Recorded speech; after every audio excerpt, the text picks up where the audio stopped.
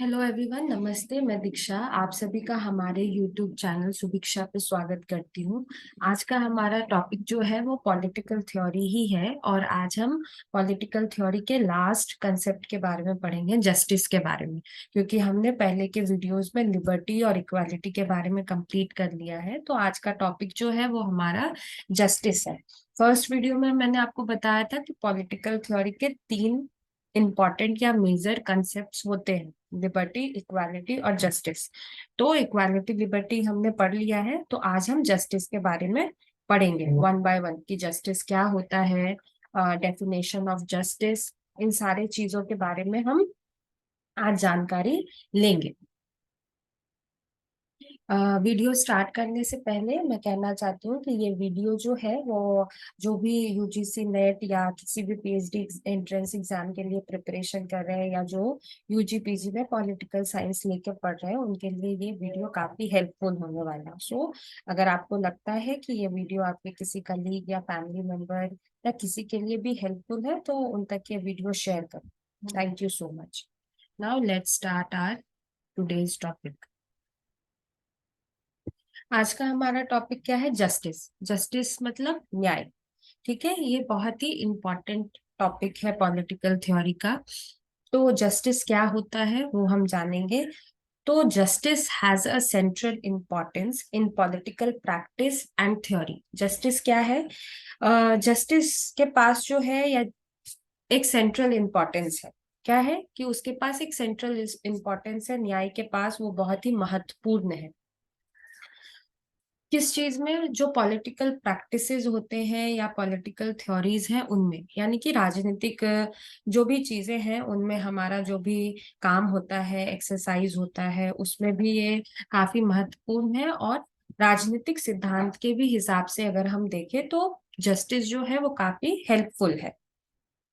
Justice is also involved in social and political movements like civil disobedience movement and satyagraha campaign as well. Public policies and administrative decision of government. Justice political practices और political theory के लिए तो important है ही, साथ ही justice का role सिर्फ उतने तक ही लिमिटेड नहीं हो जाता है। जस्टिस हमारे जो सोशल और पॉलिटिकल मूवमेंट्स हैं, अगर समाज के लिए कोई मूवमेंट किया गया है, कोई आंदोलन छेड़ी गई है किसी बात के लिए, ऐसा हमें लगता है कि समाज के लिए कोई भी रूल या रेगुलेशन या सर्कुलर सरकार द्वारा या ब्यूरोक्रेट्स द्वारा कोई भी चीज का ऐसा रूल रेगुलेशन आ रहा है तो वो सामाजिक और राजनीतिक दृष्टिकोण से न्यायप्रिय है या नहीं है, इसके लिए भी हम जस्टिस का यूज करते हैं। तो इसीलिए पॉलिटिकल और सोशल मूवमेंट्स आंदोलन में भी उसका क्या है, हस्तक्षेप है, वो उसमें भी इन्वॉल्व है। तो जिसके एग्जाम्पल क्या है? सत्याग्रह और सविनय अवज्ञा आंदोलन।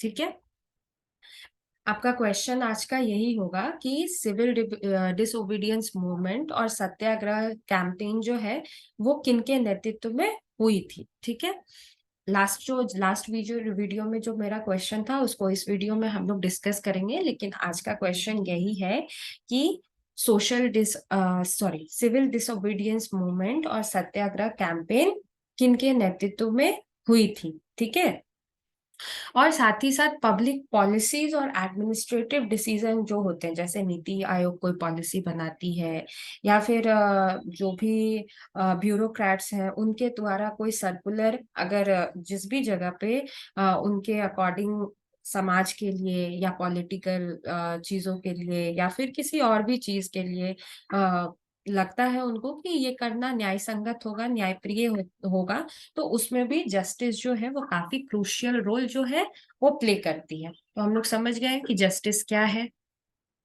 अब यहाँ पे डेफिनेशंस है जस्टिस के, डेफिनेशंस ऑफ जस्टिस।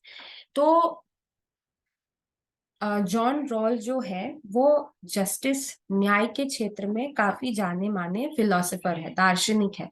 उन्होंने जस्टिस को बहुत ही डेप्थ पे में पढ़ा है, लोगों के सामने एक्सप्लेन किया है। तो इनका इनका जो डेफिनेशन है वो काफी इंपॉर्टेंट है यूजीसी के पर्पज से भी, या कोई भी पीएचडी एग्जाम के लिए अगर हम प्रिपरेशन कर रहे हैं। यूजी पीजी में भी हम जॉन रॉल्स के बारे में पढ़ते हैं, उनके जस्टिस के बारे में पढ़ते हैं। तो यहाँ पे हम देखेंगे कि जॉन रॉल ने क्या क्या किया था, या उनके डेफिनेशंस क्या थे। क्या क्या किया था वो हम जब पॉलिटिकल थॉट पढ़ेंगे उसमें डेप्थली देखेंगे। John Rawls was an American moral, legal and political philosopher. John Rawls थे कौन? तो वो एक अमेरिकन नैतिक और कानून बोल सकते हैं, लीगल मतलब कानूनी, और पॉलिटिकल फिलोसफर थे, यानी कि वो नैतिकता के भी दार्शनिक थे, कानून के ऊपर भी वो उन्होंने अपने फिलोसफीज दिए थे, और राजनीतिक फिलोसफर दार्शनिक भी थे। ठीक है, वो अमेरिका से थे इसीलिए वो अमेरिकन फिलोसफर थे। उन्होंने डेफिनेशन क्या दिया है? Justice is the first virtue of social institution. क्या है? Justice is the first virtue of social institution. Justice क्या है? जस्टिस सबसे पहला दृश्य बोल सकते हैं, या एक मेजरमेंट बोल सकते हैं। यहाँ पे कहने का मतलब उनका वही है कि जस्टिस जो है वो सबसे पहला स्केल है, वर्च्यू है, या दृश्य है, जो भी, या दृष्टिकोण है, जो भी आप कहना चाहें, वो सोशल इंस्टीट्यूशन का है। सामाजिक जितने भी संस्थाएं हैं उनका जस्टिस जो है सबसे पहला झलक है, ग्लिम्स है, वर्च्यू है, जो भी दृश्य है, आप जो भी कहना चाहें वो कह सकते हैं। ठीक है, या हम मेजरमेंट भी कह सकते हैं। वो जस्टिस से होके ही सोशल इंस्टीट्यूशन का मेजरमेंट जो है, वो सबसे पहला मेजरमेंट सोशल इंस्टीट्यूशन का जस्टिस से ही होता है। ठीक है, उसके बाद क्या है? He made that statement in his book a theory of justice which was published in 1971। ये स्टेटमेंट उन्होंने अपने बुक में अ थ्योरी ऑफ जस्टिस में बताया है, जो कि 1971 में पब्लिश हुई है। ये क्वेश्चन जो है वो ये स्टेटमेंट, उनके बुक का नाम, उनकी बुक कब पब्लिश हुई थी, ये ऑलरेडी यूजीसी में पूछा जा चुका है, तो ये काफी इंपॉर्टेंट क्वेश्चन है। ठीक है, तो उनके बुक का नाम क्या था? अ थ्योरी ऑफ जस्टिस, और वो पब्लिश कब हुई थी फर्स्ट टाइम? तो 1971 में। समझ में आ गया हमें? अब जॉन रॉल के बारे में हमने पढ़ लिया, अब हम टॉम कैम्पबेल के बारे में जानेंगे कि इनका कहना क्या था और ये कौन थे। Tom Campbell was a Scottish philosopher and jurist. टॉम्बेल कौन थे? एक स्कॉटिश यानी स्कॉटलैंड के दार्शनिक थे, और एक जज भी थे। ठीक है, ज्यूरिस्ट मतलब एक जज भी थे, रह चुके थे वो। उनका स्टेटमेंट क्या था, या डेफिनेशन क्या था जस्टिस को लेके? The central and commanding concept of current mainstream normative political philosophy. उनका कहना क्या था न्याय के बारे में, जस्टिस के बारे में, कि वर्तमान मुख्य धारा के प्रामाणिक राजनीतिक दर्शन की केंद्रीय और कमांडिंग अवधारणा, यानी कि जो भी है वो जस्टिस ही है। मतलब जस्टिस क्या करता है? सारे जितने भी वर्तमान के जो मुख्य धाराएं हैं, जो अवधारणाएं हैं, या जो भी काम हो रही हैं प्रेजेंट में, या थ्योरीज जो भी हैं, जिस भी आधार पे है, उनका सबका एक सेंट्रल और कमांडिंग कंसेप्ट जो है वो क्या है? वो जस्टिस ही है। जॉन रॉल्स का कहना क्या था कि जस्टिस जो है वो फर्स्ट वर्च्यू है सोशल इंस्टीट्यूशंस का। और इनका कहना क्या है कि जितने भी मुख्य धाराएं हैं, अभी की जितनी भी अवधारणाएं हैं, या जो भी एज्यूम्शंस हैं, जो भी है आज के तिथि में, जो जिस भी टॉपिक्स पे हम बात कर रहे हैं, चाहे वो समाज से रिलेटेड हो, चाहे वो राजनीतिक से रिलेटेड हो, किसी भी तरह से किसी भी चीज से अगर वो संबंधित है, तो उसका वो कमांडिंग किसके हाथ में है? वो सेंट्रलाइज किसके थ्रू हो रहा है? तो जस्टिस के थ्रू हो रहा है। ऐसा मानना किसका था? टॉम कैम्पबेल का था। ये दोनों डेफिनेशंस जो है वो काफी इंपॉर्टेंट है जस्टिस के लिए। अब meaning of justice, meaning of justice क्या है? ठीक है, मतलब जस्टिस से हम क्या समझते हैं, या उसका क्या मतलब है, ये, या वो उसका जस्टिस का ओरिजिन कहाँ से हुआ है, तो उसके बारे में हम थोड़ा सा यहाँ पे जानेंगे। The word justice is derived from the Latin word jangere, to bind or to tie together, और just a bond or tie. क्या है कि जस्टिस का जो उत्थान हुआ है, या जस्टिस वर्ड जो डिराइव्ड हुआ है, वो कहाँ से हुआ है? जस्टिस वर्ड जो है वो एक लैटिन वर्ड है, जेंगियर बोल सकते हैं, जेंगेरे बोल सकते हैं, जो भी आपको ठीक लगे आप उस तरीके से उसको प्रोनाउंस कर सकते हैं, ठीक है। तो इसका मतलब क्या होता है? ये लैटिन वर्ड जो जेंगेरे है या जेंगियर है, उसका मतलब क्या होता है इंग्लिश में? टू बाइंड और टू टाई टुगेदर, यानी कि एक बंधन जो हो, एक बंधन या एक टाई, एक ये संबंध, वही एक बंधन है, बंधा हुआ है। जस का मतलब भी वही होता है, अ बॉन्ड और टाई, बंधन ही होता है दोनों का मतलब, ठीक है। तो जस्टिस वर्ड इसी से आया है। अब आगे जानते हैं कि आगे क्या कहा गया है। The Roman emperor Justinian stated some of the precepts of justice in Latin as alterum non ledere, not to harm or injured others। क्या है कि रोमन सम्राट जो थे जस्टिनियन ने न्याय के कुछ नियम, ये जो वर्ड है ये यहाँ पे हम देख सकते हैं, ये जो यहाँ पे ये वर्ड जो लिखा हुआ है, ये अल्टेरम नॉन लेडेरे, ये एक क्या है? ये लैटिन में लिखा गया एक स्टेटमेंट है, जिसको किसने लिखा था? रोमन एम्पेरर जस्टिनियन ने स्टेट किया था, बोला था क्या? अल्टेरम नॉन लेडेरे। इसका मतलब क्या है? इंग्लिश में इसका मतलब यहाँ पे बताया हुआ है। इसका मतलब क्या है? इसका मतलब है नॉट टू हार्म और इंजर्ड अदर। एक मिनट,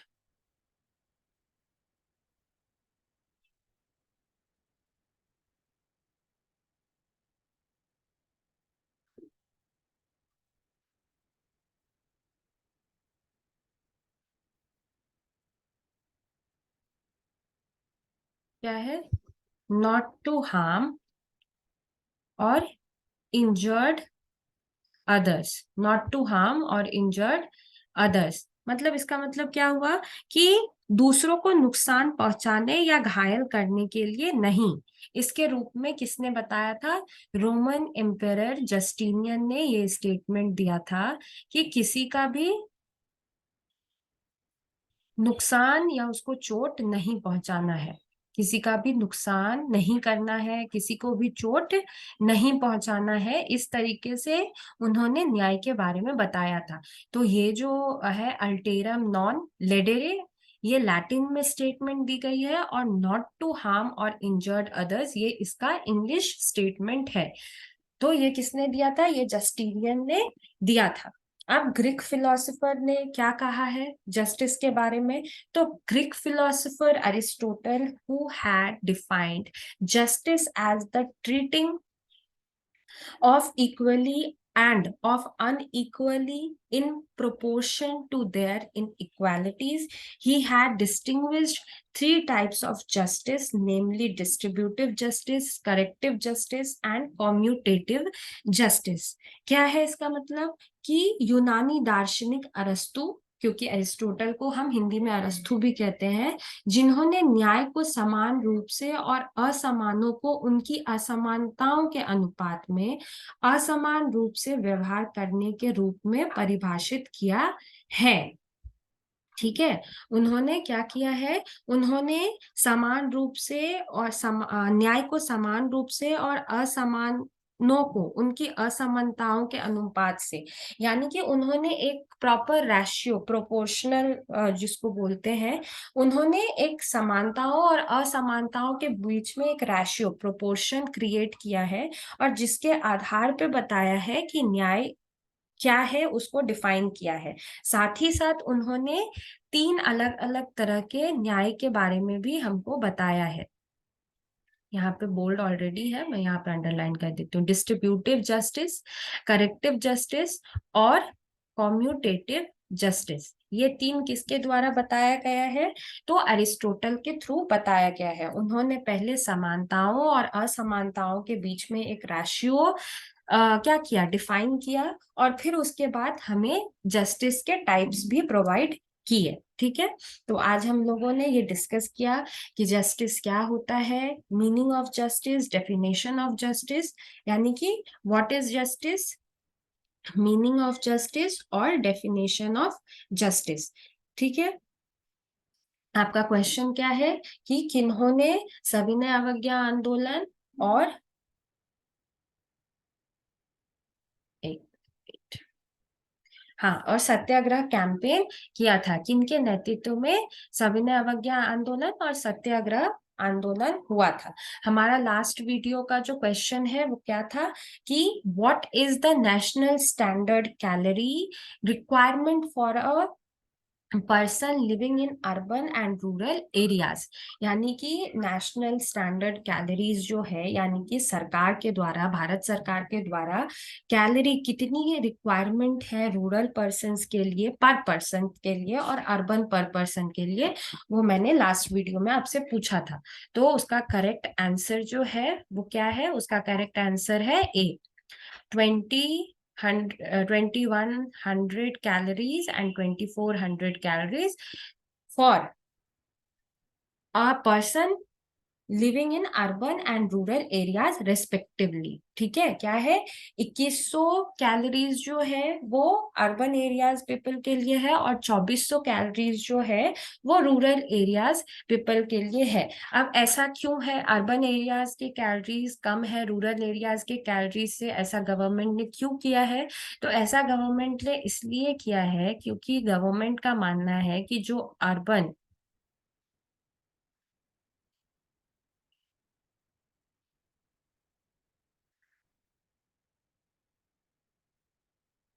जो अर्बन पीपल है वो, उनका मेहनत जो है वो रूरल पीपल के अकॉर्डिंग कंपेयर में कम है। जो अर्बन पीपल है उनका रूरल पीपल के अकॉर्डिंग जो काम है वो कम है। ऐसा क्यों है? ऐसा इसलिए है क्योंकि जो रूरल पीपल्स हैं, जो ये rural peoples 24 calories per person लेते हैं, यहाँ जो इनकी काम है वो कैसा काम करते हैं? वो लेबर वाला काम करते हैं, या फिर पीजेंट्स या फार्मर्स है, या फिर किसी फैक्ट्री में वही लेबर का काम करते हैं, या फिर वो मनरेगा के अंडर में आके डेली वेजेस, दिहाड़ी मजदूरी के बीच में काम करते हैं। तो ये सब जो है ये बहुत ही फिजिकली वर्क है, इस पे फिजिकल बॉडी पे बहुत ज्यादा असर पड़ता है, इसीलिए नंबर ऑफ कैलोरीज जो है वो हमको ज्यादा लेने की जरूरत है। इसीलिए अर्बन एरियाज में क्या है, ज्यादा नंबर ऑफ कैलोरीज जो है लेने हैं। पर रूरल एरियाज जहाँ पे 2100 कैलोरीज है, वहां पे क्या होता है, वहां पे बहुत सारे लोग जो है वो टीचर्स हैं, प्रोफेसर्स हैं, उसके बाद फिर क्या करते हैं, आईटी में काम करते हैं। तो उनकी जॉब जो है वो लेस फिजिकल वर्क वहां पे होता है, वहां पे मेंटली ज्यादा काम होता है, फिजिकली उतना लोग काम नहीं करते हैं।